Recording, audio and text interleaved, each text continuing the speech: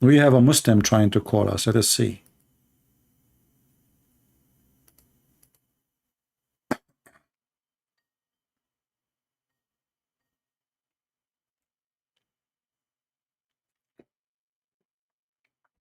Hello? Hello? Hello? This guy is using the internet of the neighbor. Hello?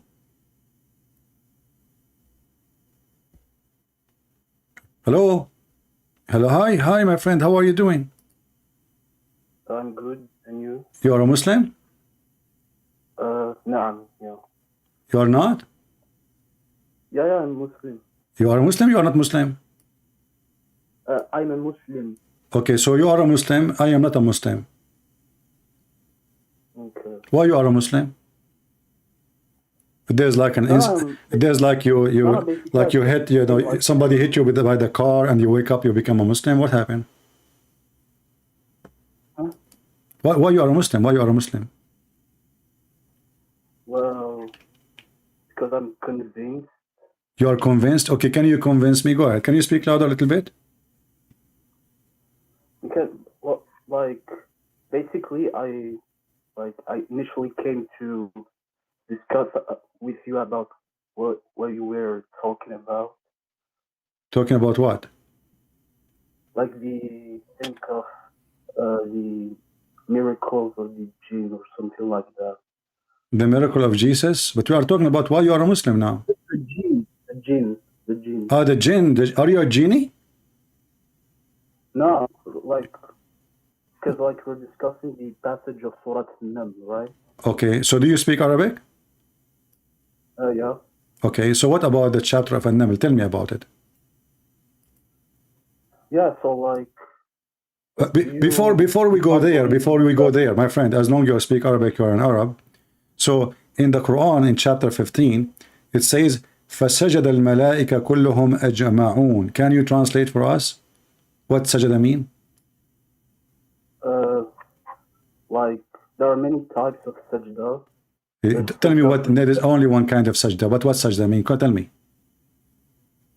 Well, when we speak about the sajda, like, related to Allah, it's a sajda of worship. Is it a physical thing or not? Well, I'm not sure of how sajda, like, of respect were done by... So you said you speak Arabic, but you do not know, you are not sure what sajda mean? No, I know that. Okay, what sajda mean? Sajda mean you go down, you bow down in your knee, and you put your forehead in the ground. Yeah, like... Okay, so why the angels they bow down to Adam? Well, that's a sajda of respect.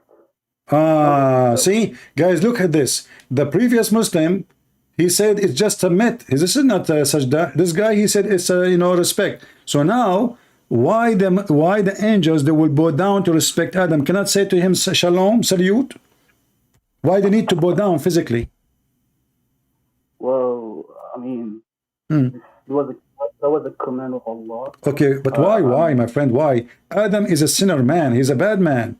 Adam is not a good man. That's why he's kicked out from heaven. Is angels are bad in Islam or good? Is angels in Islam bad or good? Wait, I didn't hear well. Okay. In Christianity, we have bad angels. Like as an example, Satan himself, he used to be an angel, fallen angel. In Islam, there's no fallen angel. Shaitan is created to be shaitan. So I'm asking you now, why the angels bowing down to Adam? Adam is a sinner. When you bow down to a sinner, that means you are a very bad person too. So do you Muslim believe that angels are bad creatures? I mean, I don't understand what's your point here. Okay, if I bow to the king, that means the king is higher than me, correct? That what? If I bow to the king, that means the king is higher than me, correct? Well, I would say not necessarily. Okay. Well, I don't understand what you are saying, my friend. Speak louder, speak louder. You bow to someone, obviously, he is higher than you. Yeah. Okay, so why the angels are bowing down to Adam? Well, first of all, I believe that. Well, look, let's begin from the beginning. Basically, I believe that a Muslim human is superior to an angel. That's one. A Muslim human is superior to angels? Yeah. Okay, so why the Quran called the angel the Almighty? They call it your what? Almighty. The Almighty. Yeah. Well, depends on the context. Like, What you just told me that a human being is higher than angels. In chapter 53, the Quran called angels the one with might, and they are called, and you Muslim, you call Jibreel Holy Spirit? He's holy. How the Holy Spirit is lower than a human? How you call him Holy Spirit, and then you say to me angels are lower than a human? I mean, that's just your interpretation. Like, I'm not giving interpretation. I'm showing you Quran. Quran saying in chapter 53, you speak Arabic. ذو مرة فاستوى وبالأفق الأعلى فلما دنا فتدلى فكان قاب قوسين أو أدنى فأوحى إلى عبده ما أوحى. So Muhammad is the slave of the angel. فأوحى إلى عبده ما أوحى. Who is the one coming down? Is that an angel or Allah? فأوحى إلى عبدي, like Allah أوحى. No, read carefully. Who is the one is coming down? Read with me, my friend. Read with me. Chapter 53. Chapter 53. Yeah. Read with me. From verse number 5. It says, he was taught by the mighty power in power. Mighty in power. Who is that? That an angel. So your prophet is being learning from somebody. The Quran call him mighty in power. So how a human being is higher when he is learning from an angel? Even your prophet is lower than him. Everything he have is learning from the angel. Then we continue. Endued with wisdom. Who is the one endued with wisdom? Is the one who is teaching Muhammad. Do we agree? Yeah, but first let me come back to what you said. Like the verse of فَأَوْحَى إِلَى عَبْدِي مَا أَوْحَى. Basically, if you go to the tafsir, like it's فَأَوْحَى, like the abd of Allah. Okay, but nowhere it says Allah. You see, the Muslim, they try to fix it. They are the word Allah, because here there is a problem. Suddenly it says that Muhammad is the slave of the angel who came down. Because if we say this is the angel coming down, and then it says فَأَوْحَى إِلَى عَبْدِهِ, read with me. He came down. He used a rope to come down. Muhammad, he saw him in a chair between the sky and the earth.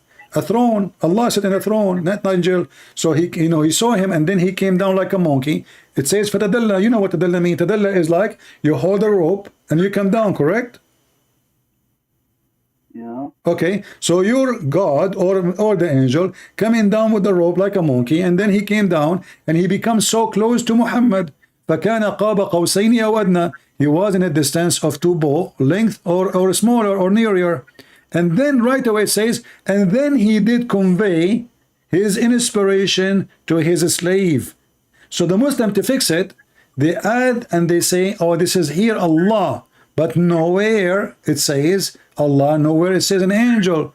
Because now it's obviously this is Allah. Because if the one we are saying he is conveying to his slave, that means Muhammad is the slave of the angel. So now we have to fix it and we have to add the word Allah. As you see, it's not in the Quran, correct?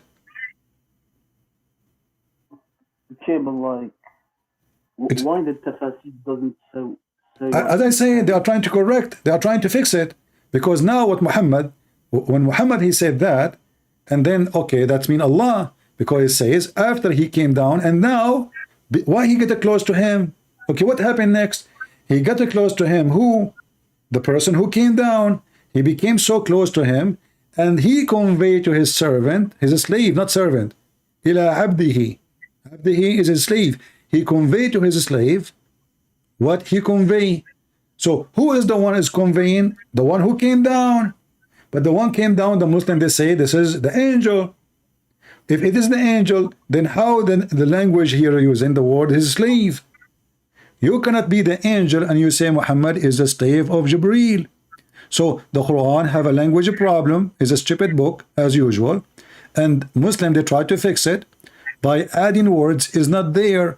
And you said to me that tafsir says, well, the tafsir have no right to say something is not there. I just said to your brother before, the one who called me from San Francisco, I said to him, let me show you the tafsir. He said, I don't accept. You are doing the opposite. Islam is like, you know, Islam is a moody religion. One he want tafsir, the one he don't want tafsir.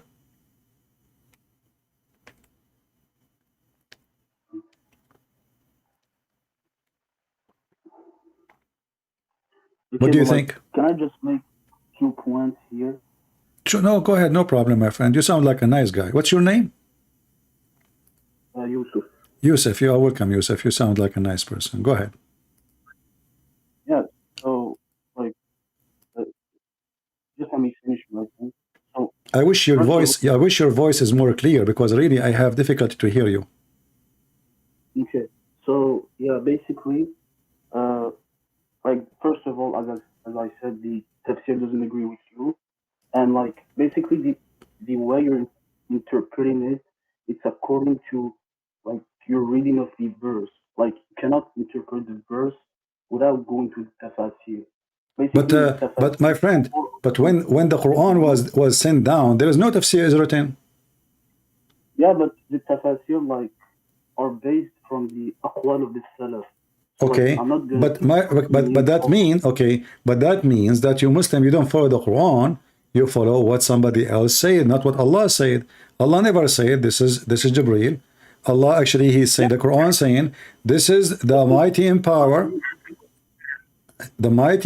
and he is the one who inspired. Jibreel never inspired Muhammad. Who is the one he inspired?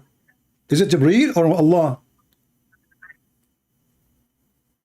Well, basically, Jibreel, okay, through him that the revelation is done, but at the end of the day, like the revelation originally came from Allah. Okay, I want to go with you.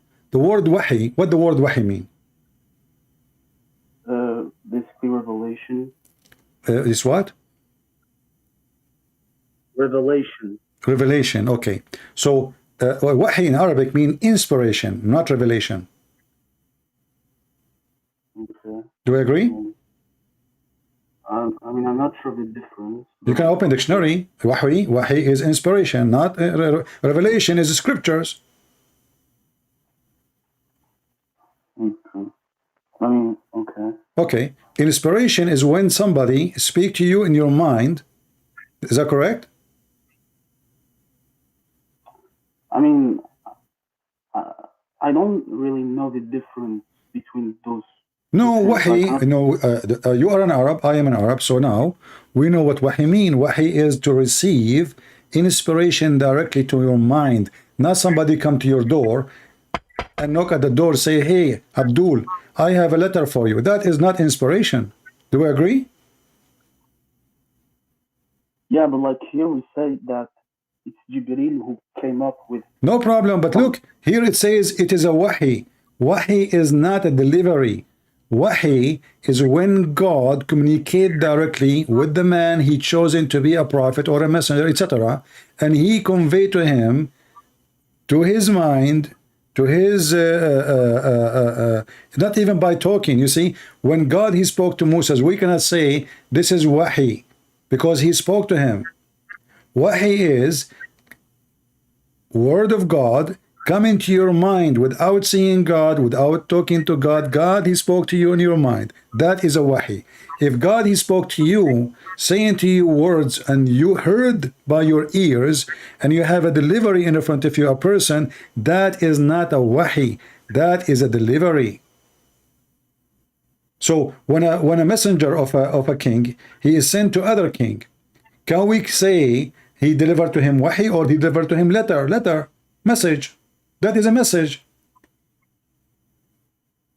Yeah, but like, okay, I assume that when it comes to Allah and like it's a different term and conception. Okay, if there is any other prophet in Islam, he received delivery by the angel Jibreel except Muhammad? Well, I mean, I know some people like Maryam. Maryam is not a messenger.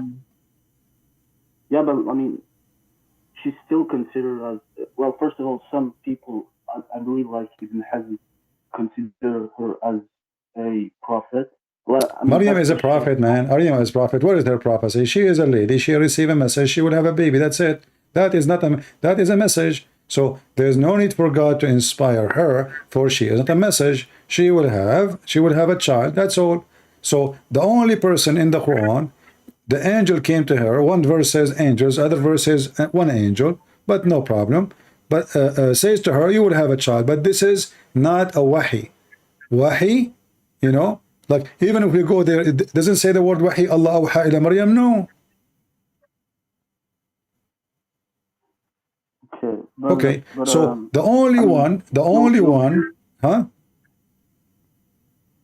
Yeah, I just said that it would be really nice if you could maybe provide references or aqwal from scholars that confirm what you say. Well, there is no need for scholars, because if any of them, you should know them too. If there's anyone says that Jibreel come to other prophet. Okay, when Jesus he was born, did Jibreel came to Jesus and said to him, I will give you the Bible? I'm not sure. No, Jesus he spoke in the cradle. You know that, right? Yeah. Okay, so there's no Jibreel. When Moses he have the 10 Commandments and the Torah according to Islam, according to the Quran, Allah gave him, which is written by his hand. This is why you Muslim you call Moses Kalimullah, correct? Yeah. Okay, so Allah spoke to him. He spoke. He did not say Jibreel. So Allah he speak to Zachariah. Allah speak to Moses. Allah speak to Isa. Allah speak even to Shaitan, but he don't want to speak to Muhammad. Yeah, but he spoke to him in the Isra and Mi'raj, like on this. That's not true, because Muhammad, if he spoke to him, that means he met Allah. Muhammad never met Allah. I mean, it's like my friend, if I show you the hadith, you will say to me right away, I don't agree with it, because that means Allah is a man. You say that he was wearing shoes, you know, the hadith, the one Muslim quote, Allah wearing shoes, he have curly hair. Huh? Is that correct? I think I have an idea of what you're talking about, but like I don't think this is like related to what we're talking right now. Well, we are just trying to figure out what this guy before you he was saying, but now it looks like you want to back up before we finish it, because the story of saying that Muhammad he received inspiration is a false, because Muhammad never received inspiration. He received delivery. A person come to his door. Even the hadith says that once the angel he was coming to his house, he could not get in because there was a dead dogs under the bed of Muhammad. Is that correct? Like that the angel like give him things from that Allah told him. Yeah, that's correct. Okay, but why an angel cannot deliver the message of God because there is a dog inside? Because there is what? Why the angel, if this is inspiration, how inspiration can be affected by a dog? Well, I mean, what's the issue? Like, angels don't like animals and things that might be dirty, that's all. Well, is a human being, is it clean? A human being is more dirty than a dog. Yeah, but like, this is things like you cannot figure out. This is okay. Like, are you saying to me that the angel he will get sick if he get inside the house because there is a dog inside? I don't know. Like, maybe it's like toxic for them, or I don't know. So now, if the angel of death wanna come and take my life, I can have a dog and I will live forever because he cannot get in. No. Yeah, but like there are many types of angels. So the angel of death, he can get in, but Jibreel cannot. But I thought Jibreel is the most powerful. Yeah, but like he doesn't have all the. I mean, again, it depends of your abilities and your duties and all what Allah gave you as. Okay, so Allah, when He created the angel Jibreel, He made him weak when it's come to dogs, correct? He made him what? He made him weak. He made him so weak, like he cannot really. When he see a dog, like he will do poo. He very do a dog. I cannot get in. You know, right? He gets, you know, he have a phobia. Allah created him with this phobia. It's not weakness. So what it is? Why he cannot? Look, the hadith says Muhammad said to Jibreel, "Okay, I was waiting for you, man. Where you been?" He said to him, "A puppy." A puppy. It's a puppy. It's not even a big dog. It's a puppy. It's a cute puppy. And if the dog is dirty, why Muhammad have a dirty dog at home? Yeah, well, I think I know this hadith. First of all, I think he entered by accident, like they didn't know. And second, as I said, yeah, like angels, like there are things that us human we can't figure out about dirt, things that angels consider as dirty. Yeah, my friend, hold on. I mean, in the house, there's a bathroom where people do poo-poo and they do shit. I mean, okay, so why when I enter a house have a bathroom then? And angel of God, how they can be affected by a puppy? It's just a puppy, little cute, you know, beautiful puppy. God made the puppy. It's not the Satan who made the puppy. Who made the puppy? Yeah, God. Yeah, but as I said, this is all a question of perspective. The perspective of a certain type of angel is different from the perspective of a human. Like, it's different how they perceive dirt compared to us. So the message of God now is in has a big problem because there is a puppy, and the puppy. What if the puppy stay in the house for the coming 50 years? And why Allah don't tell Muhammad don't have puppies?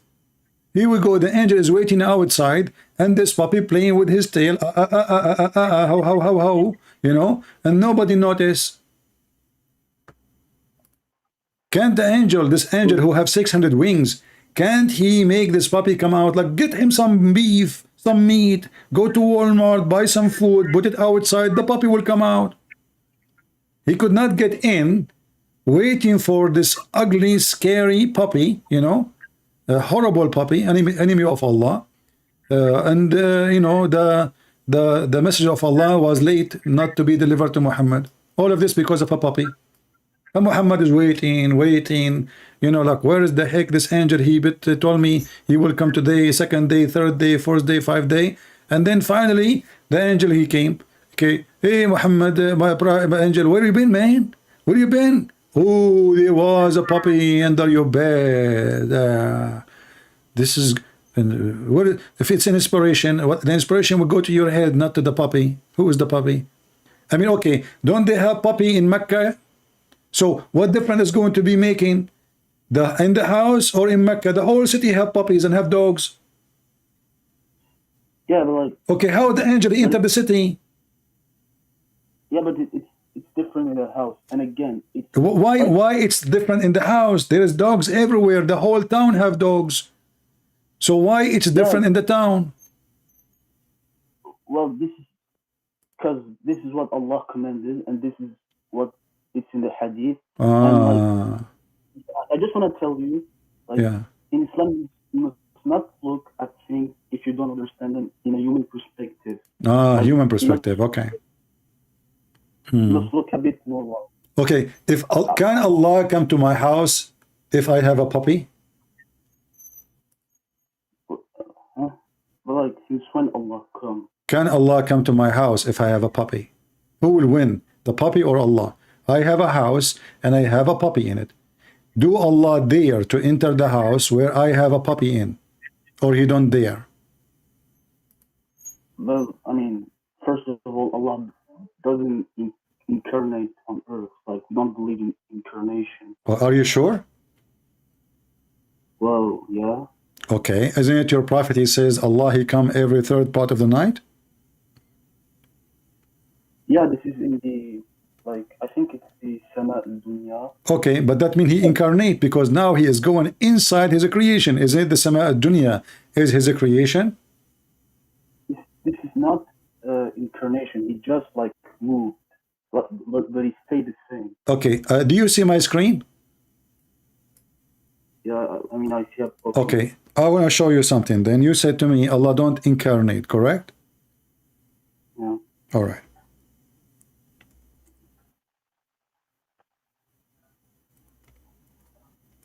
I want you to read with me this hadith. I heard the Prophet saying, our Lord will lay bare his shin, and then all the believers, men and women, will prostrate themselves before him.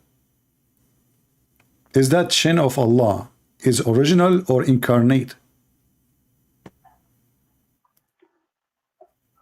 I mean, I didn't read the hadith, so another, Allah will lay bare his shin, and women will.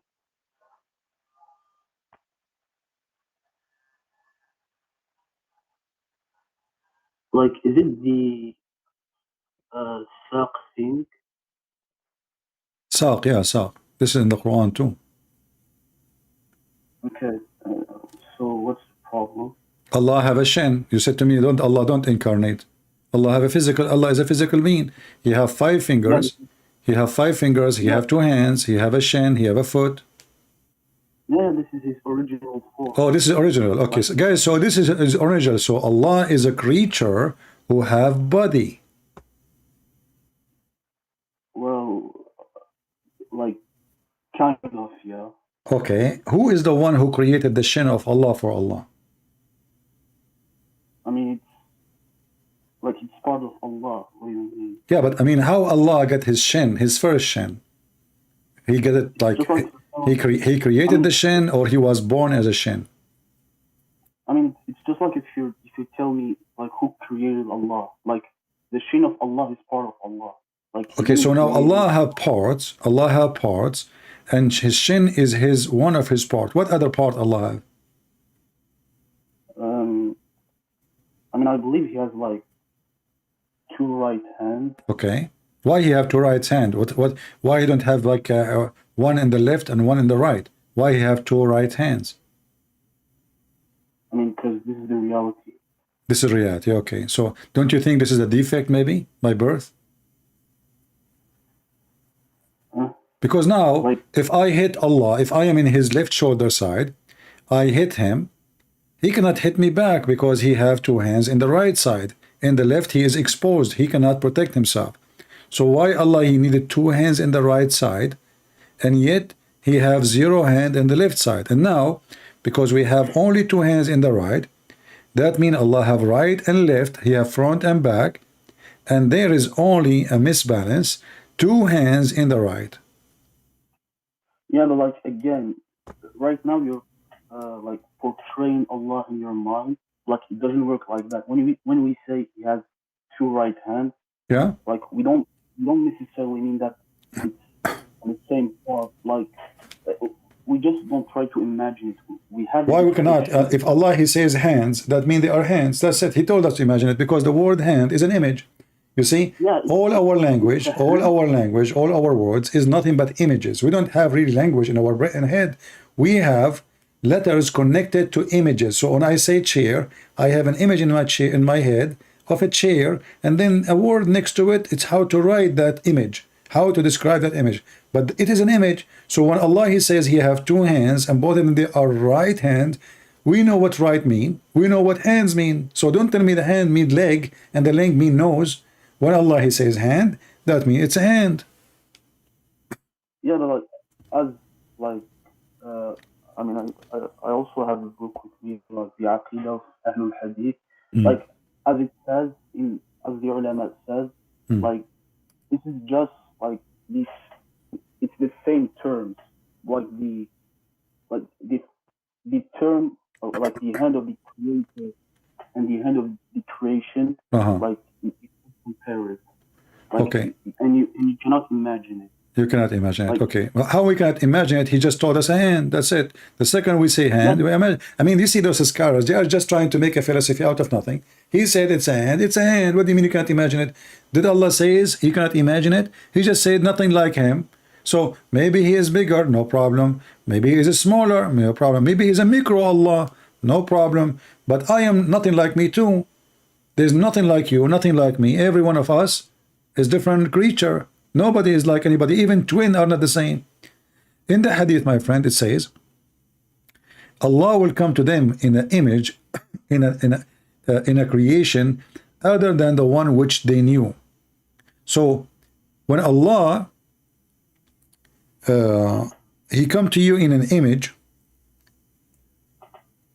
which you do not know, Allah, he changed his image. You heard this hadith before? Wait a sec. Let us find it. Allah. Wait, where did you stop? Allah will come to you in a look other than the one you know. That means Allah he always do incarnate, and he changed his look. You said to me, Allah don't incarnate, correct? No, I mean, all right. Doesn't change. Read with me. You know Arabic. It says, تبارك فيأتيهم الله تبارك وتعالى في صورة غير صورته التي يعرفون. Do you see it in Arabic? No, I don't. He come to you in a surah, in an image, other than the one you know. So as you see, Allah not only he incarnate, he even play games, he changes look. So you said to me, the shin of Allah is original, but obviously no, because Allah, he keep changing his look. He's a transformer.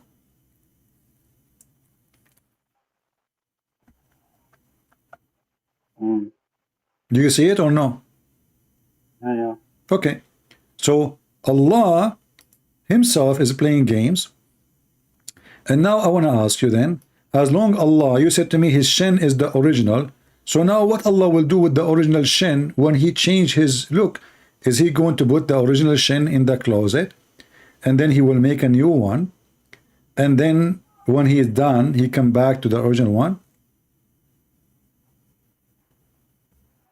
I mean, it doesn't say those, like, it doesn't say how it will happen. So exactly. So, but the only thing we know that he changed his the way he is. So there is nothing is original. How you know now the shin is original? Because as you see, Allah will come to them in an image other than the one they know. Which one you know? You said to me, nobody knows how Allah look like. And now your prophet saying, he will come to you in an image other than the one you know. And then he will come to you, and then you Muslim, you will accuse him to be shaitan. You will say to him, Allah, we seek refuge from you. We seek refuge from you to Allah. They think he's shaitan. Just because he changed his look like he came like something ugly. So how the Muslim they say that Allah is not a man, Allah is not the devil, Allah is not a goat, Allah is not Jesus, and then we find that Allah, it can be something very ugly, obviously, to the point the Muslim they consider him shaitan when they saw him.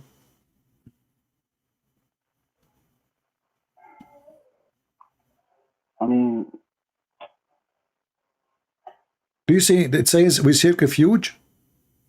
We seek refuge from you, and nobody will talk to him except the prophets. And then Allah will come to them in an image which they know, and then they will worship him.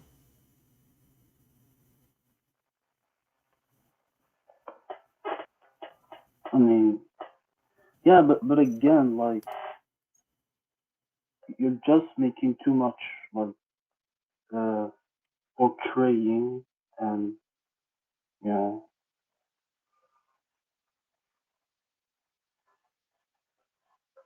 I'm making too much by reading for you what your prophet said and making you think. This is too much.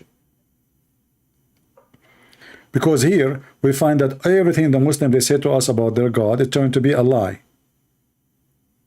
Your God is not a spirit, and your God does not have a spirit. Yet your God is a physical being, which means he have a physical space. And he come down, and you agreed, every third part of the night. We are in the lowest heaven. So Allah is occupying a space inside his creation. So he is smaller than his creation. And then you Muslim, you say to me, how God can enter his creation? Then we find that Allah himself is inside his creation. In fact, he is inside his shin. Do Allah have an ass? You say no to me, no. Do he have a chest? You say, I do not know. Do he have a waist? You say, I do not know. So we have a shin, we have a foot, we have 5 fingers, we have 2 hands in the right. So we have a shin God, have 2 hands in the attached to the shin. If I decide now to draw your God, based on what your prophet said, and I'm not making fun, you know, I'm just using the description your prophet is using, we will find a very funny description. Because what is this, you know, how this can be from God? It cannot be from God. Are you with me? How this can be from God? I mean, this is God. The Muslim, they have imaginary image of their God, and the second we question this imaginary, they get upset. But we are not the one who is saying this imaginary. It's your prophet who made it. I will draw your prophet imaginary about his God, and now we cannot say even this is imaginary because Muhammad, he claimed, he speak of knowledge, correct? He's not imagining, he is saying what Allah told him through the angel Jibreel, correct? Yeah, but like, so now you're criticizing our conception of no, I'm not criticizing, I'm just showing you how Allah is. So this is, Allah is a shin, and this shin have a foot, okay? And then he don't have shoulder. He have a face. So there's a face here in the top of his shin. He have 2 eyes. And then he have 2 hands in the right side. Only in the right side. And in each hand have 5 fingers. Correct? Well, this is your God. Not true. What do you mean not true? This is your God. Your God does not have shoulders. He have 2 hands. He have a shin. He have a foot. He have no ass. He have a face. That's your God. Man. What do you mean? No. I mean, this is what. Okay. Do you have any part I did not add? Give it to me. I will put it in the picture. Did Allah he say he have an ass? No. Did Allah he says he have a shoulder? No. Did Allah he say he have anything except what I mentioned? A shin, 1 shin. He did not even say 2 shin. 1 shin, 2 hands, both of them in the right side, 2 eyes, a face. If there's anything else missing? As I said, man, just don't imagine it. Like why, my friend? You keep saying to me, don't imagine it, but Muhammad, he gave a description. He just did. By saying he have a shin, he have a foot, he have a face, he have 2 eyes, he have 2 hands, and he even count for us how many fingers. And then you say to me, don't imagine it. How in the world? Like if somebody commit a crime, the police, they have somebody is specialized to listen to you, and then he will draw how you describe the person. So Muhammad described this person, Muhammad himself, Allah himself, he described to Muhammad how he looked like. And then you keep saying to me, don't imagine it. I'm not. It's your God who said that. Yeah, but like, if, for instance, I tell you someone is named Allah or Yahweh, like, does this necessarily mean that he has to be a person or creature that you could imagine? My friend, I do not need to imagine. As an example, when we speak about God, we say Jesus come to us, so we know he came as a man. That's it. There's no need for imagination. But now your God himself, he described himself, and you Muslim, you wash your hands. The second we say, okay, he have a hand, he have a foot, he have 5 fingers, he have 2 eyes. Okay, why Allah have 2 eyes? Why he have 2 hands? You cannot answer. Why he have 1 shin? Why he have a foot? You see, when we say foot, it's mean he walk with it. When we say shin, it's mean he use it to connect to his foot. When we say hand, it's mean he grab things with it. When we say eyes, that's mean he see with it. Right? Okay. But like, again, like, your argument might work against like a sect in Islam. I think they're called the Mujassima. This is how we call it. Yeah, yeah, I think this is how we call them. Not sure. I must verify. Yeah, this might work against them, like your argument. But No, I'm not. You see, this is not the Mujassima. You Muslims are very confused.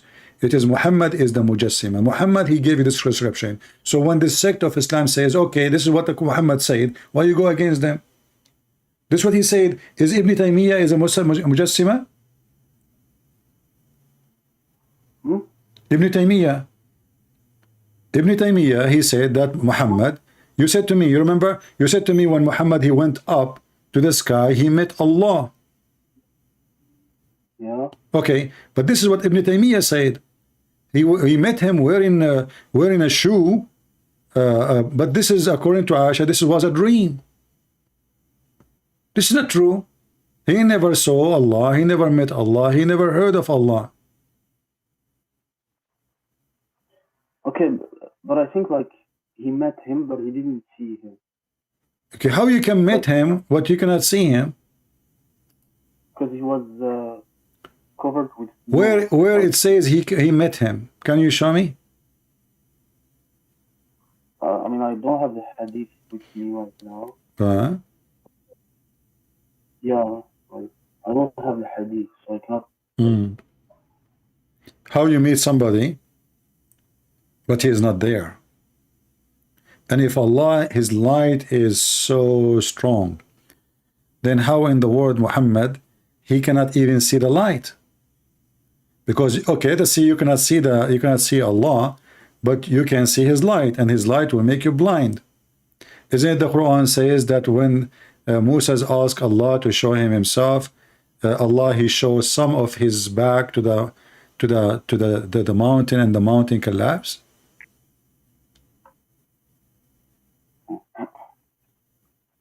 The mountain destroyed? Yeah. Okay. So how Muhammad can see it? I mean, isn't it Aisha said, whoever said that the Prophet he saw Allah is a liar? Isn't it the Quran says, لا تدركه الأبصار? No eyes can see him, and and his eyes can see everybody? I mean, Tariq isn't seeing. Like it's like seen. I think it's tubsir. Like Tariq, it's like I don't know the term in English. Tudrikhu, it's mean no eyes can grasp a scene of him, cannot see him. No eyes can see him. No vision can. No, I mean, I can explain in a few words. Like Tudrikhu, basically, like it cannot enter like your mind or your your mind cannot like fully. This is not about mind, my friend. This is absar. Tudrikhu al-absar. No vision can reach him, but he can. His vision can reach everybody. This is what the Quran is saying. You can open any interpretation. Yeah, but no, like when we speak about the my friend, the hadith says Muhammad, he saw only light. He didn't see Allah. He saw only the light of Allah. Do you know this hadith or not? Yeah. Okay, so he did not see Allah. He never saw Allah. He never met Allah. He saw a light, but the light of Allah supposedly is here. Isn't it the Quran is the light of Allah? Isn't it all the light is the light of Allah? Isn't it that the kuffar, they try to distinguish the light of Allah? So in the hadith says, Muhammad, he saw nothing. Any Muslim may claim that Muhammad he saw or he met Allah, he is lying, because nowhere it says that. Here we go. I asked the Messenger of Allah, did you see the Lord? He said, his light only. How could I see him? How could I see him? I saw just the light. his light. So he never met Allah. Yeah, because Allah was covered by the light. Okay, how he is covered, but he saw his light? If he is covered, the light is covered. No, but like you can see the light, but you cannot see Allah. Okay, that's mean he never met Allah. No problem. So Allah is covered. Covered by what? By hijab. Is that correct? A hijab of light, yeah. Hijab. Okay. How Allah is hijab is a cover for the hair, or hijab is a curtain? I mean, it's just covered, like you cannot see him. Okay, no. Hijab. Is it a curtain or it is a cover for hair? Because Muslims, falsely, they are using the word hijab for the scarf the woman she put in her head. Do you agree? Muslims always, they have false teaching. Hijab is a curtain or it is a wall between you and something else. Do you agree? Yeah. So why the Muslim, they fool themselves, they say hijab is a scarf? Because if Allah is speaking to Musa from behind the hijab, that means he's a woman. No, when we say a woman like has a hijab, yeah, basically, so this hijab, so in this case this scarf, like my friend, I never saw a Muslim he know his book. Nowhere in the Quran it says hijab is a scarf. Hijab is something you put between you and other person, not in the top of you. Yeah, I know. Like the term hijab can be different depending on the context. No. Always, here we go. The Quran in front of you. Chapter 7. This is the verse speaking about the hijab. The only verse speaking about hijab for women is in chapter 33, verse number 53. So if you want to ask the wives of the Prophet, and this is only was, by the way, for the wives of the Prophet, if you want to speak to them, ask them from behind the hijab. They are from behind the hijab, not the women. You see it? If you in sa'altuhunna mita'an fas'aluhunna min wara'i hijab. You, the Muslim, you are the one behind the hijab, not the women. The women, they are in their house, and you don't go.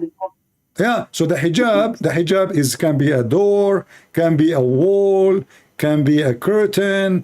That is hijab. Can be many things. Like no. It have to be something between you. This is why it says behind. Wara is you.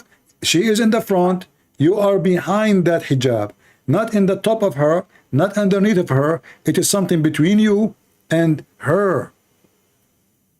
Yeah, but in the case of the scarf, like it can be a hijab. No, my friend. Nowhere in the Quran it says wear a scarf. Can you show me? Well, it doesn't say scarf. See? So it says from wara'i hijab, and you can read the story. He's asking them not to enter the house. They are inside the house. They are not naked. The women of Muhammad, they are not naked. He is saying if you want to ask them from behind the hijab, which means from behind the door, from behind the wall. Say, hey, the wife of the Prophet, is the Prophet here? She answered from behind the wall saying, he is not here. He is with Aisha. So now you don't enter and you are speaking from behind the hijab. Hijab never was a scarf. And this is why you see Allah himself, he speaks from behind. Always you will see behind. Why it's behind? Here we go. Chapter 42, verse number 51, it says, no one can speak to Allah except from behind. The Muslim translation saying veil. Veil is not a scarf. Allah is wearing a veil now.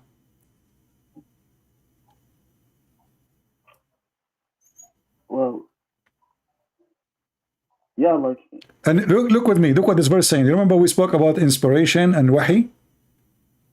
Remember we spoke about wahi, right? Look what the translation is saying. So it is not given to any human that Allah should speak to him unless it be by inspiration or from behind a veil.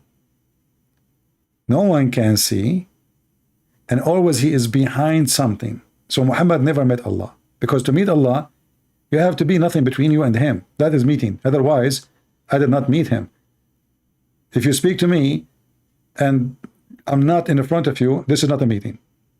And then it says, either by inspiration. So Muhammad, all his Quran supposedly is wahi, inspiration. But the second you start studying, you will see that Muhammad never received inspiration. It was only delivery from the angel Jibreel. So Muhammad using the wrong word in the Quran. He should not use the word wahi. He should say message. Either by messaging, he received from me through my angel, or from behind the veil. But both of them Muhammad never did. He never received inspiration. He was receiving delivery from the angel Jibreel supposedly, and he never spoke to Allah from behind the veil. This is why only Moses is called Kalimullah. Kalimullah. Muhammad is not Kalimullah, because if Muhammad he really spoke to Allah, then Muhammad is Kalimullah. Do you agree? Yeah, but like. Okay, what Kalimullah? What Kalimullah mean? What Kalimullah mean? The one who spoke with Allah. Thank you very much. Why this title is given to Moses? Because Muhammad did not. Because if Muhammad did, then Muhammad is Kalimullah too. Do you agree? Yeah. Okay, so Muhammad never spoke to Allah. Muhammad never spoke to Allah. Allah never spoke to him. So the verse here confirmed that Muhammad never have any connection to Allah, because he never received inspiration. For inspiration is God communicating with you directly, not through an angel. Speak to your mind, or from behind a veil. Muhammad did not speak to him from behind the veil, and Muhammad never received inspiration. So Muhammad is a false prophet. This verse alone is enough to prove everything about Muhammad. Yeah, but there is a verse which says, وَمَا كَانَ لِبَشَرٍ أَن يُكَلِّمَهُ اللَّهُ إِلَّا وَحْيًا أَوْ مِنْ وَرَاءِ حِجَابٍ. My friend, I'm reading it for you. This is the verse I'm quoting, chapter 42, verse number 51. Ash-Shawra, chapter of Ash-Shawra. This one you are quoting, chapter 42, verse number 51. It's not for a human to speak to Allah, or to meet Allah, except to speak to Allah, unless from behind, or either by inspiration, or from behind the hijab. Okay, but Muhammad did not do any of those. He never received inspiration, because inspiration is not a guy coming to my door delivering me a message. If God himself come to me and he spoke to me, this is not inspiration. Yeah, but like what we do with the many ahadith where we clearly see Jibreel alayhi salam coming to the Prophet. But my friend, this is Quran now. Quran saying Allah will never do except one of two. But none of those happened to Muhammad. Muhammad did not receive inspiration. If I come to your door and I give you a delivery, this is not inspiration. Do we agree? Yeah, but like hey, this is not inspiration. So how you call the Quran inspiration? The Quran is a delivery, it's not an inspiration. Angel came to Muhammad, he squeezed him 3 times. We do not know why, and nobody can explain why. And then he started giving him delivery. So where is the word inspiration? It's wrong.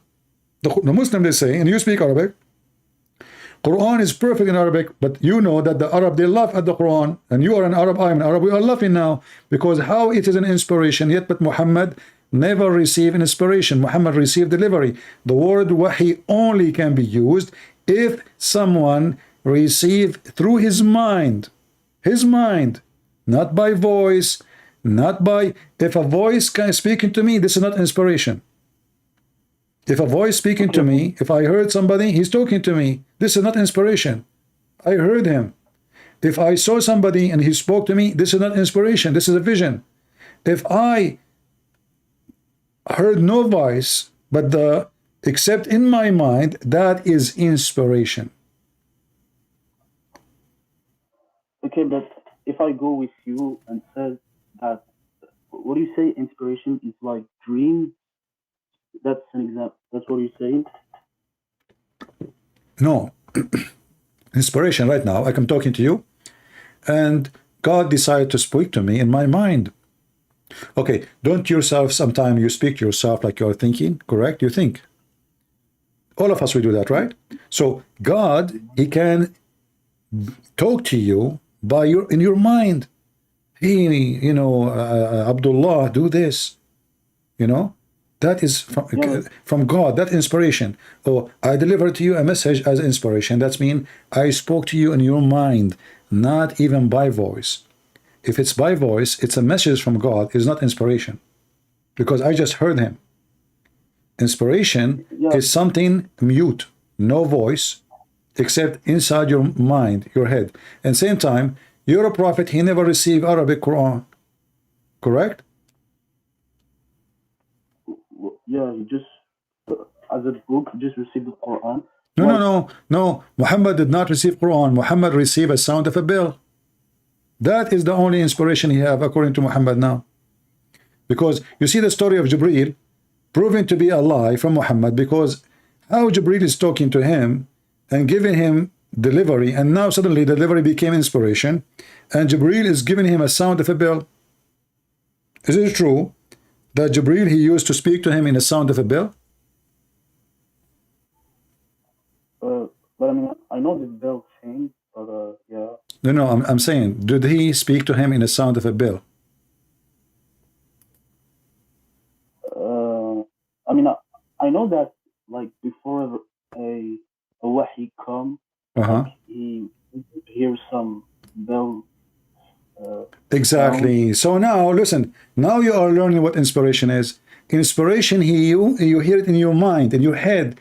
It's not somebody speaking to you. So the story of Jibreel is a lie, because Jibreel was speaking to him, not ringing bells. And now Muhammad saying, suddenly, he is saying, the divine inspiration come to you. How they come to you, Muhammad? He replied, in all these ways, the angels sometimes come to me with the voice which resemble the sound of a ringing bell. But how this is can be wahi? This is not wahi. This is just a voice. He said a voice. He hear it. And what Jibreel he said to him? He don't speak Arabic. He ring a bell. Okay, Jibreel he ring a bell. How Muhammad take the bell sound and make it Quran in Arabic?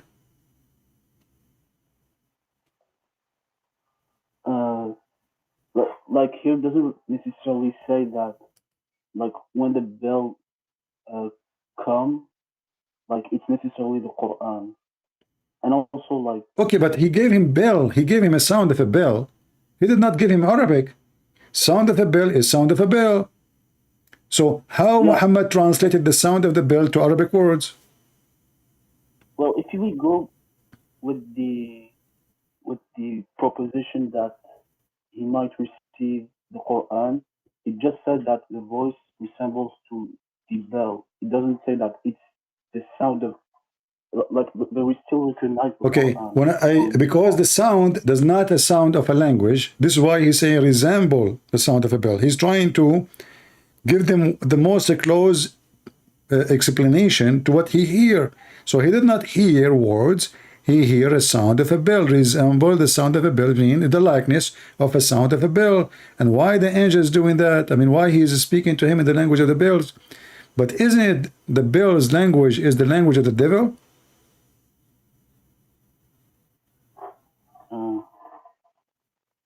Isn't your prophet, he said, that angels don't like and they will never accompany somebody. He have a bell sound with him? Well, here the sound of the bell isn't the bell of this world. Well, he said bell, my friend, bell is a bell. Why Muslim they have always two bell of everything? We say a shin, they have two shin. We have hands, they say two, there's other hand. We say fingers, finger is a finger, hand is a hand, shin is a shin, face is a face, eyes is an eyes. And you know what? Now bell is not a bell. It's a sound of it's a sound and it's a bell. Sound of a bell. And your prophet says angels will not accompany somebody. He have a sound of a bell. So now the angels they have more weakness, the puppy. And Muhammad, if he have a bell, the angels will not come to him. So how they will not, how they hate the sound of a bell, and yet they give him bell Quran. Okay, but like you said that we always have two different things. No, like, you are the one who have you have, not me. You Muslim, you create excuse. So I say to you shin, you say the shin is not like our shin. Who cares? It's a shin. You said you said to me, don't imagine it. But you just imagine it by saying shin. Shin is a when we say shin, we know what shin is. This is not imaginary no more. Yeah, but like for instance, when I say the foot, like it can be many things, but no. When your prophet he says, he put his foot in the fire. He put his foot and the fire says qat qat, you cannot say it mean other thing. It doesn't mean hand. A foot is a foot. Yeah, it's a foot, but like, again, you cannot imagine it. And why you cannot imagine it? You just said foot. The second you say foot, that's it. We know what it is. If you say fire, we know what fire is. If you say cloud, we know what a cloud is. If you say food, we know what food is. If you say elephant, we know what elephant is. So stop saying to me, don't imagine it. Already, we do not need to imagine it. You just told me it's a foot. Foot is not imaginary statement. Foot is description for something is exist in a certain way, certain shape. So the second you use the word foot, it is a foot. You say 5 fingers, that means they are fingers. They are not 5 tires. Okay, but on this world, like when we say fingers or foot, like it differs depending on the creature. So imagine when no problem. Your God creature is weird. His fingers is maybe 10 meters long. That will not want to change anything. They are fingers. Lizard have fingers. Okay, but he's still a finger. Monkey have a finger. Okay, but they are fingers. So what? Nothing changed. Still the fingers are fingers. Okay, but like if you just can like know the exact reality of how he actually look like. My friend, we don't care. We don't care. This is not the question.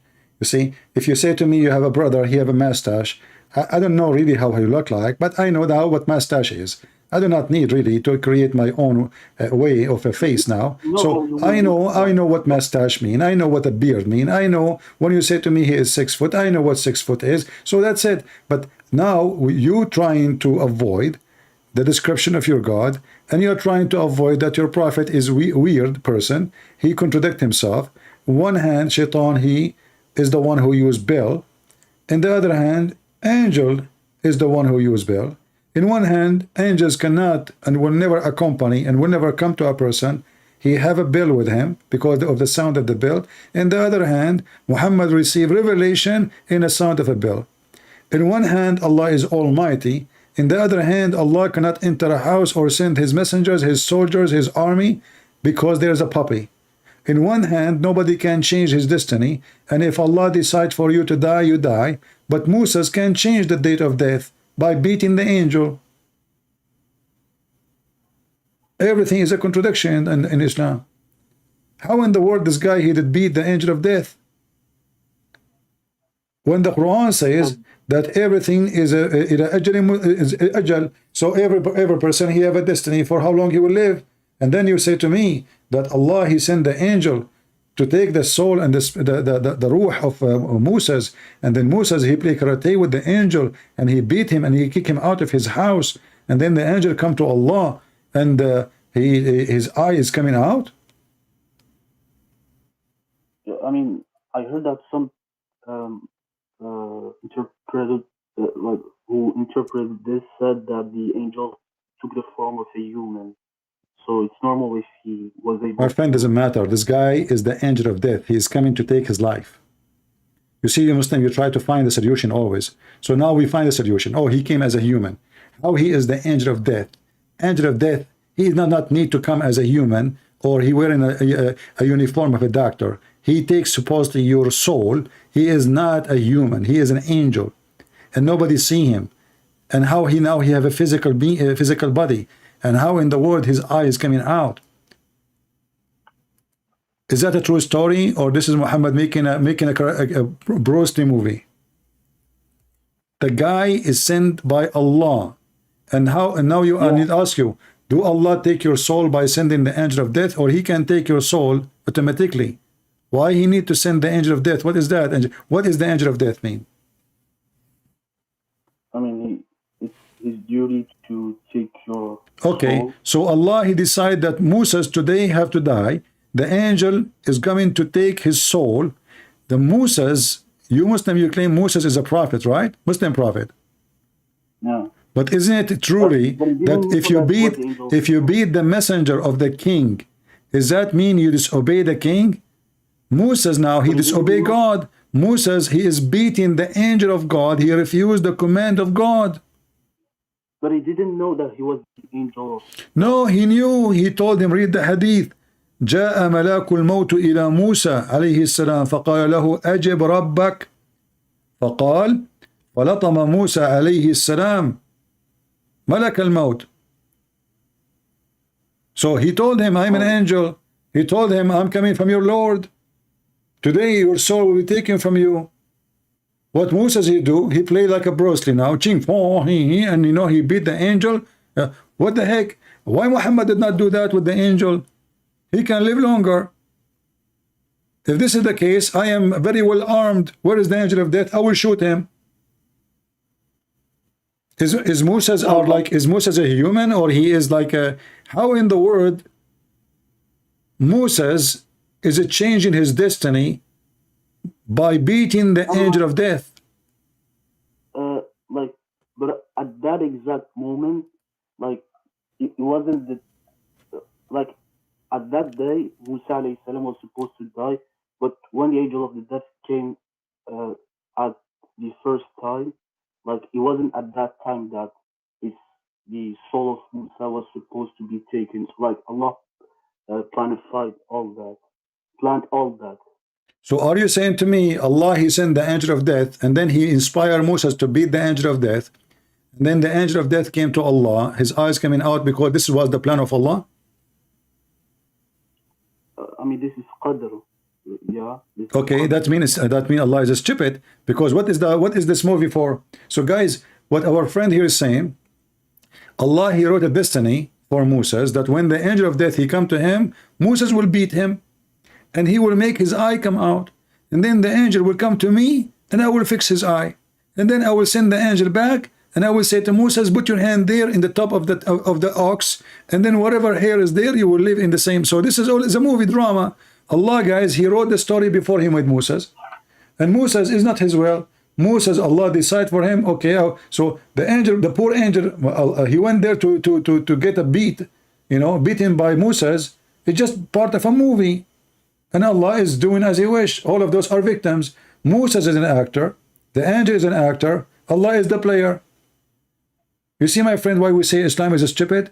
Because now what the point? And you just mentioned something very important. You believe in destiny. That means everything now I'm saying to you is written by Allah. And everything you are saying to me is Allah, he made you to say it. So what the point? Even when a Muslim, he have a sexual intercourse, you know, is it true that your prophet, he says, Maktubun ala kullu farjin ismu nakihi, written in every vagina the name of the one who will if it? But like as a Christian, don't you believe in Qadr? No, we don't. No, we don't. We believe that everyone have a free will. God, he created Adam and Eve. He gave them free will.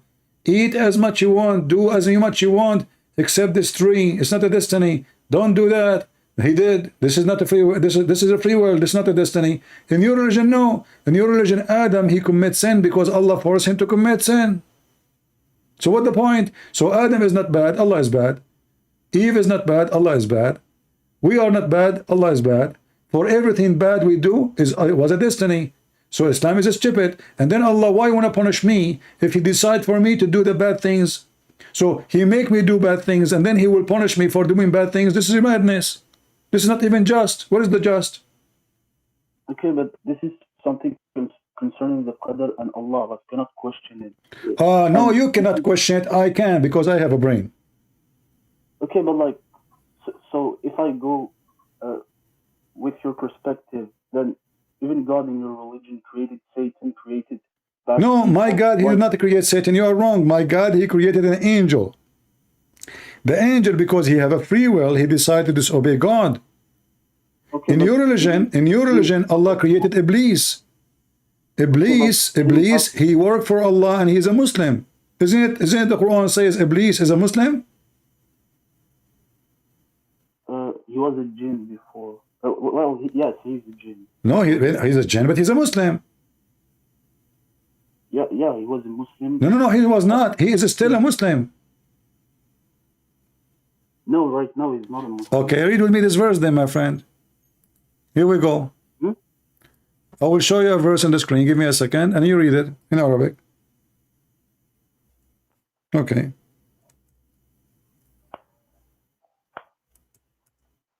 How shaitan is not a Muslim.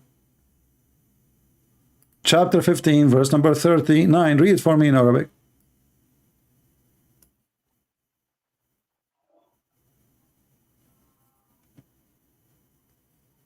I don't see it.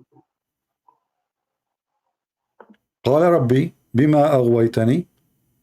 Right? You see it? Yeah, I see it. Okay. Who is speaking? Shaitan. What he call Allah? My God. Yeah. But it's not enough to believe in God. No. How you don't believe in God? He called him God. He worshiped God. And not only that, he said to him, you misled me. Who misled Shaitan? Allah. It's a destiny. Read there, my friend. Read. It says, Bima aghwaytani. Because you misled me. Read it. This is the Muslim translation. Iblis, Satan said, oh my God, because you misled me, because Allah is a true Shaitan, Shaitan is a victim, because you misled me, I shall indeed adorn the path of error for them, between two bracket mankind on earth, and I shall mislead them all, except your chosen guided slave among them. So Shaitan is serving Allah. Allah agree. He said, this is my straight path to me. That's good. Go ahead. So Shaitan, he called Allah my God. And Shaitan and Allah agree. Shaitan, he say, Allah, you misled me. Allah don't say, no, I did not. He says, okay, no, this is true. And because you misled me, I'm going to mislead them. Okay, but like Allah misled the Zalimin, those who initially had bad intentions. My friend, who misled the Shaitan? Here it says Allah. Okay, thank you very much. That means Shaitan is Allah. The real Shaitan is Allah. Shaitan is just a poor guy. He was misled. Who is the... If I misled you, it's mean you are my victim, not the opposite. If I lie to you, says to me, give me $10,000 because I want to buy something for you, and then I take the money and never come back. I misled you, correct? I misled you. So you're a victim.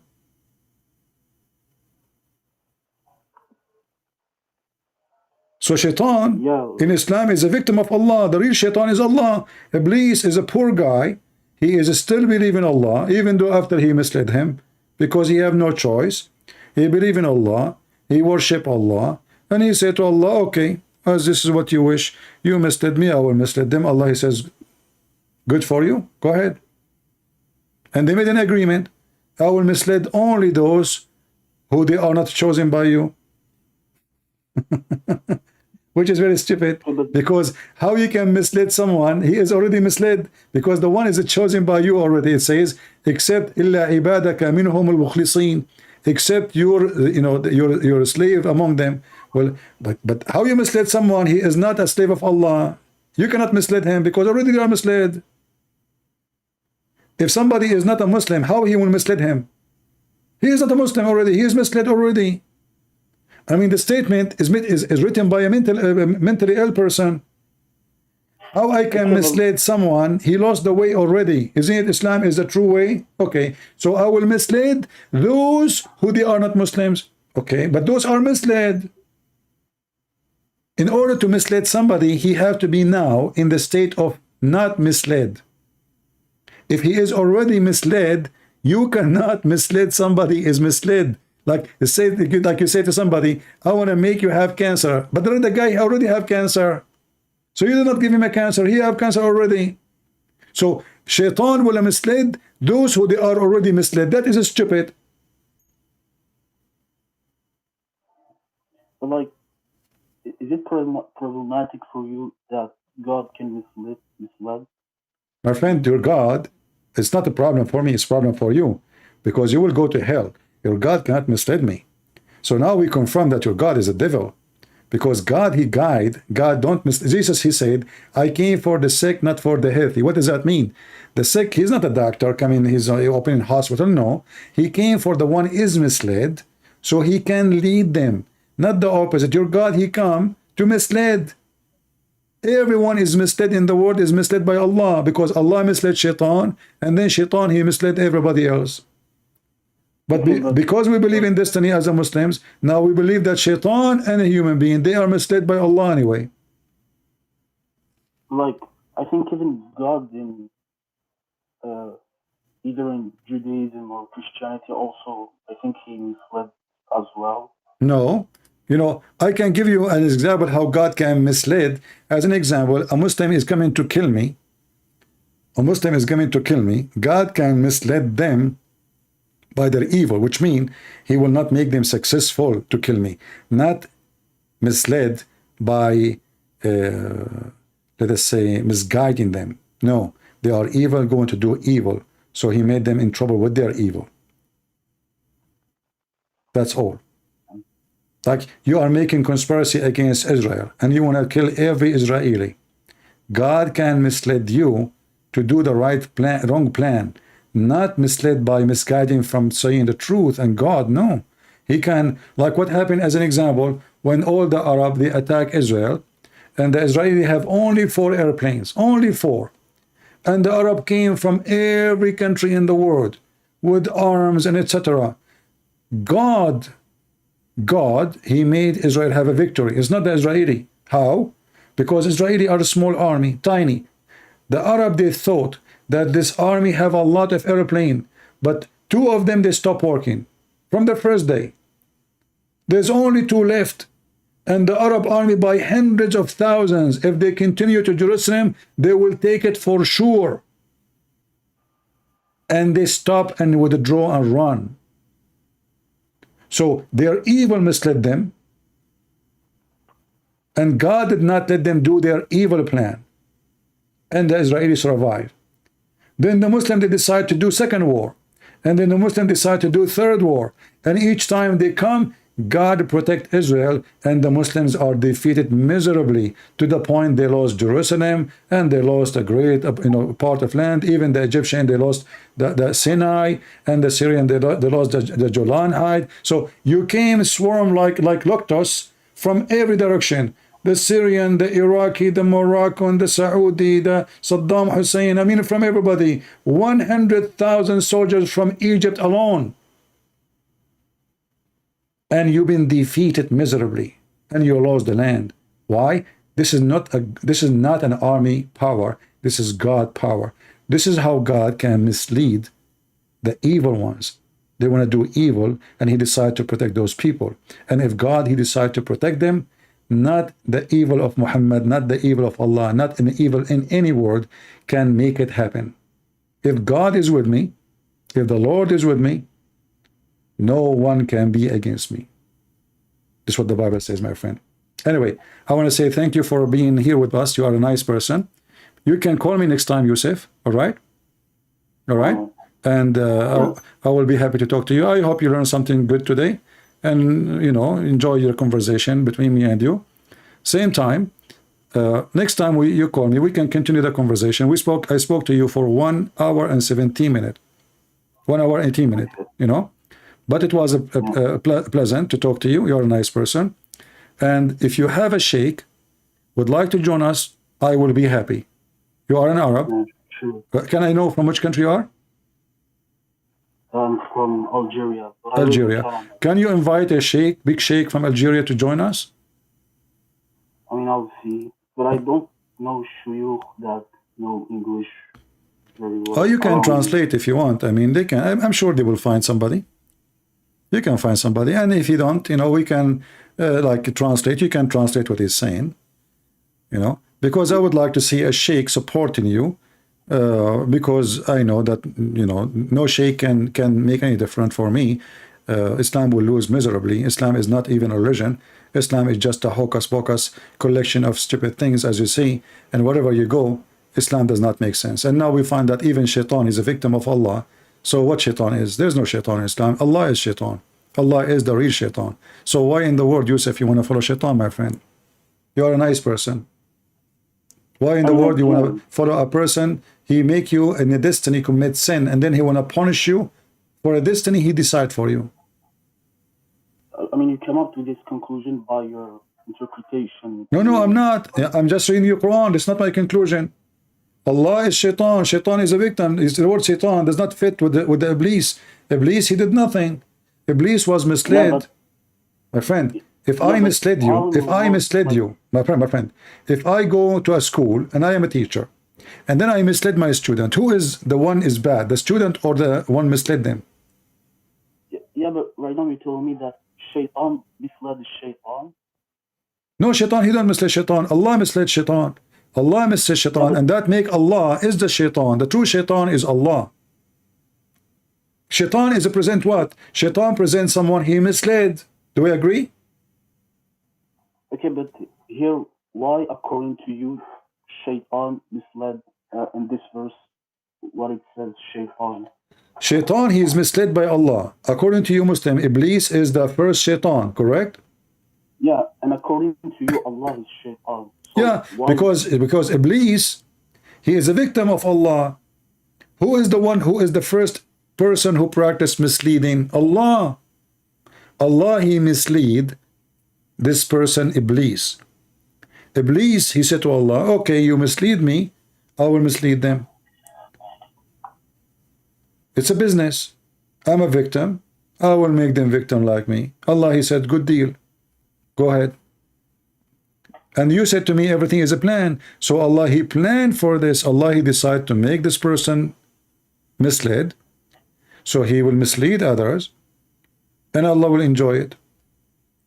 I mean, basically, maybe the hikmah behind the creation of Iblis. My friend, how this can be wise? Corrupting the earth is wise.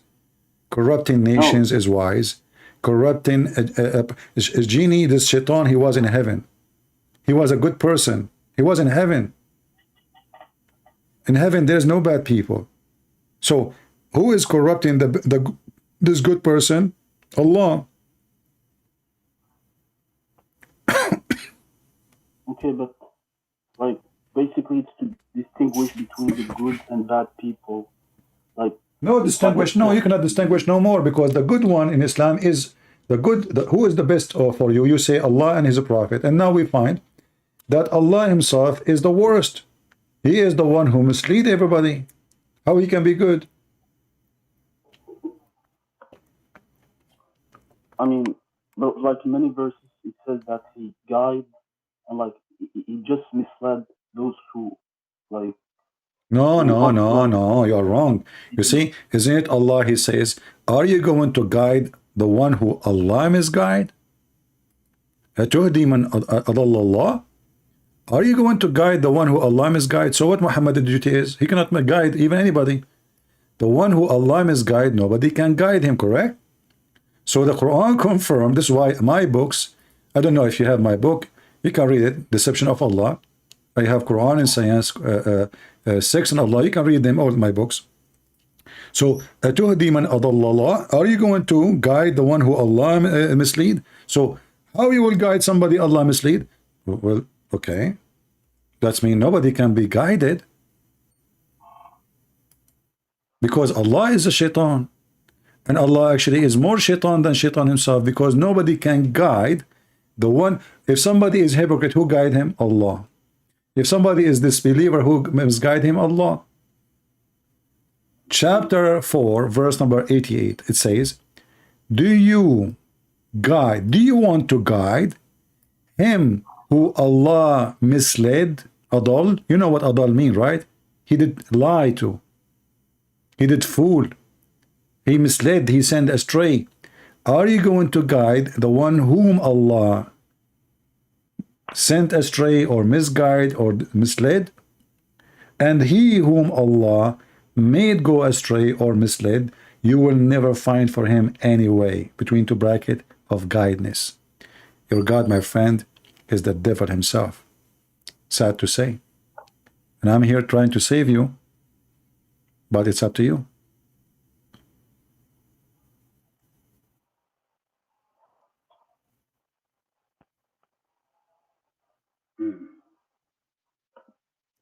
What do you think?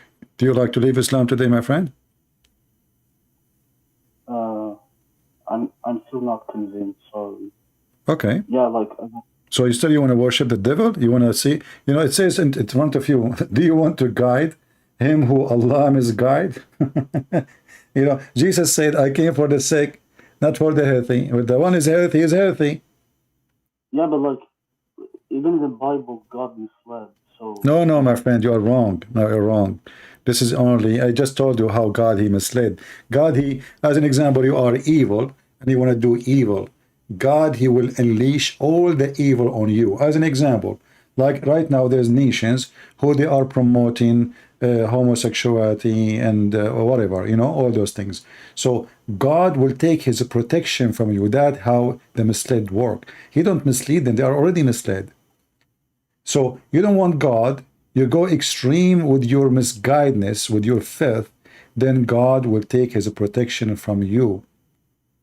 Me, myself, I believe that Islam itself is like a rabies, is like a disease. So when a nation want to go against God, God will send the rabies on them.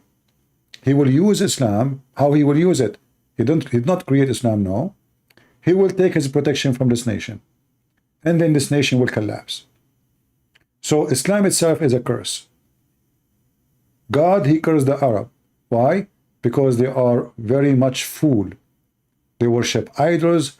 They rejected him. They refused him. They fought his people. Same for other nations. Any nations go against the people of God, God will unleash all the evil of the world on them by doing what? Doing nothing except taking his protection. You don't want me? No problem. Your walls are not protected. Your windows are open, and I am not there for you. Deal with it.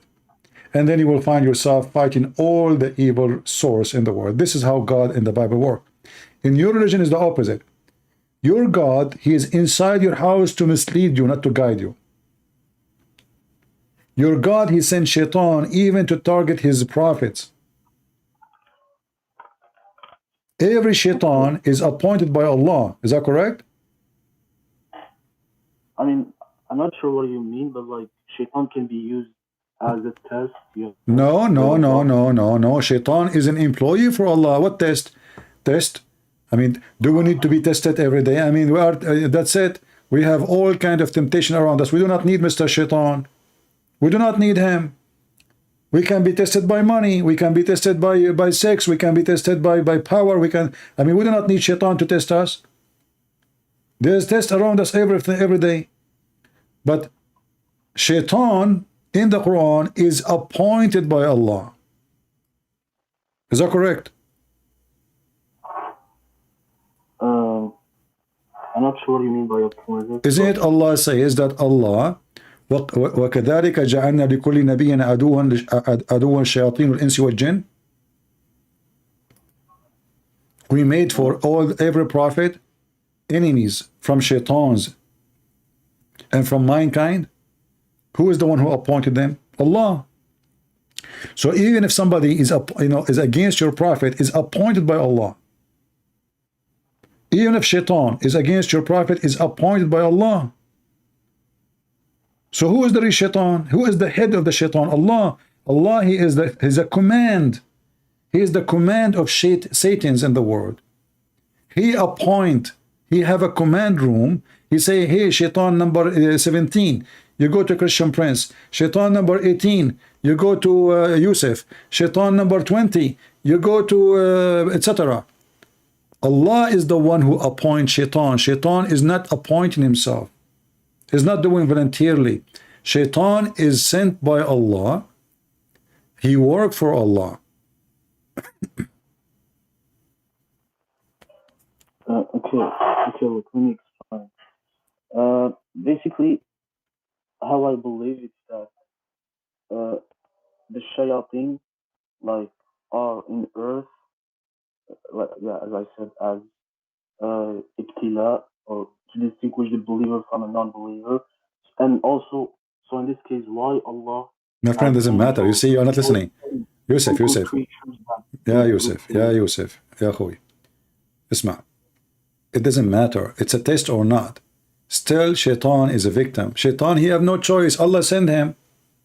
It says in front of you, Allah, he appointed shaitan. Allah, he sent shaitan to you. Look, why you want to do that? You said to me, this is a test. Well, don't Allah, you just told me it's a destiny. So what test? It's a destiny. Everything you do is already pre-written. There's no test. It's already known by Allah. No. There's the huge difference between known and destiny. Destiny is not about being known. As an example, when somebody commits sin by having sex, is he making a free decision or it's a destiny, my friend? I mean, it's his free will according to... No, that's false. There's no way in Islam it says that. Read with me. This is Sahih Muslim. It says, verily Allah has fixed the very portion of adultery which a man will indulge in, and which he of necessity must commit. It's a necessity. The adultery of the eye, the lust of look, etc., blah blah blah blah, and the intercourse will confirm.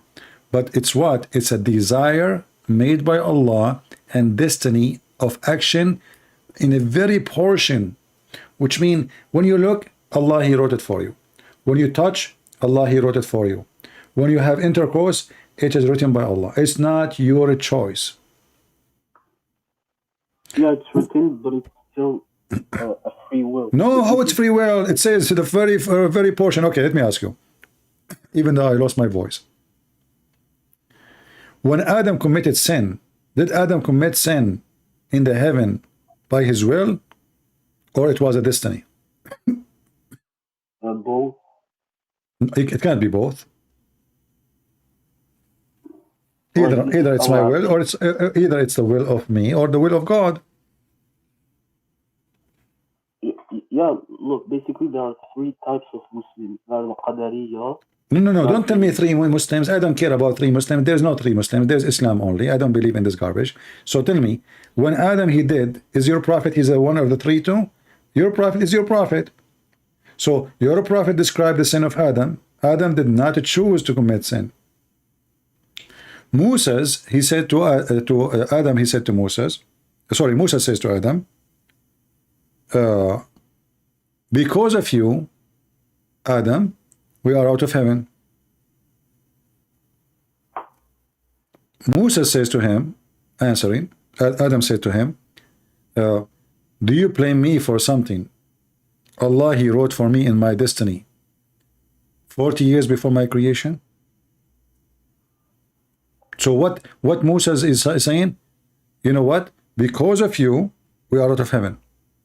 What Adam saying back? How you blame me? Are you stupid or what? Don't you know that this was a destiny? So what it says clearly that you cannot blame Adam for his sin, for the sin was nothing but the plan of Allah. It was a destiny.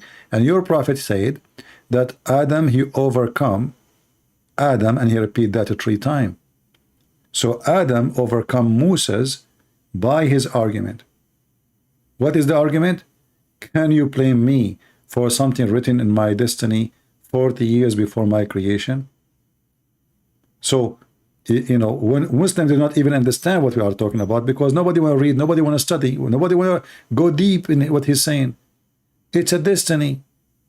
It is not a choice of Adam. And Adam saying to him, you, Moses, you say that you are the one who Allah spoke to him. You blame me for what Allah wrote for me, which I have to commit. So we cannot blame Adam for his sin, according to Islam, because it was not his sin. If it is his free will, then we can blame him. Read carefully with me. Does it say in front of you? Adam said to Moses, Allah selected you for his direct conversation with you and wrote with his own hand the Torah for you. And despite your blame me for an act which Allah had ordained for me 40 years before He created me. Allah Apostle says, and this is how Adam came the better of Moses, and he repeat that 3 times as usual. So Adam's sin is not a free will.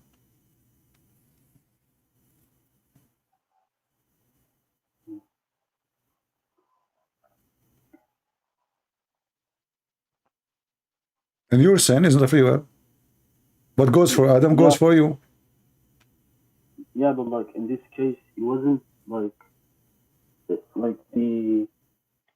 I believe, if I remember, I think Sheikh Islam said about that in this case it isn't really a sin coming from Adam. It's a calamity that was already like Destiny. installed by. Okay, but this is evil. This is stupid. So why Allah kicked him out from heaven? And why Musa's a Muslim prophet, yet he don't understand how Muslims they say Musa is a prophet, yet he don't understand what Adam is saying. Why Musa is accusing Adam? Look like Musa is a Christian person, because this is what the Christian believe. The Christian believe because of sin of Adam. This is what original sin. Because of Adam's sin, free will, by free will, he was kicked out, and we are his children, so we are out. We are born out. So this is what the Christian believe. So Musa cannot be Muslim. For Moses, and this is after death, Moses and Adam are debating in heaven. So Moses, he spent his life as a Muslim according to Muslims, and yet he don't understand that this is destiny. Adam teaching Moses. Allah never taught Moses. So now, because we know that Adam and Moses never met, how they will meet? Where they met now? This is in heaven supposedly.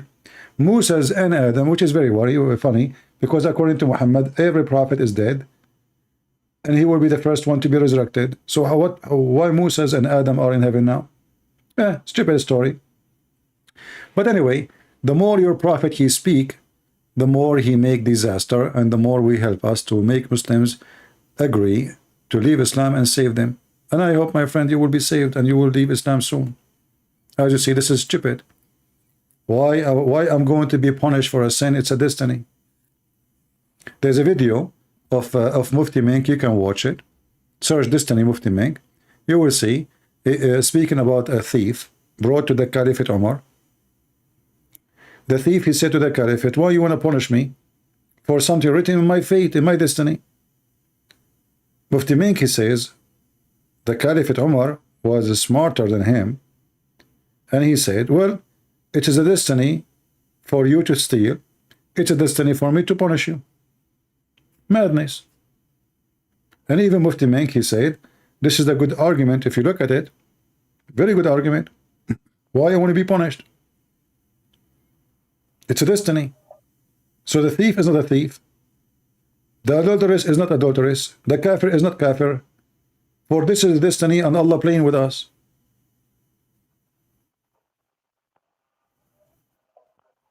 Okay. But again, as I said, like, you didn't let me explain the Okay, my friend, you can explain to me next time we go live, because it's getting very late for me. It's almost 12 p.m. So I'm here for many hours, and my throat is really hurting. So I'm happy to talk to you, my friend. You can call me next time. Anytime I go live, feel free to text me and I will call you. All right? Not sure. All right. Take care. Yusuf. Good night. Bye-bye.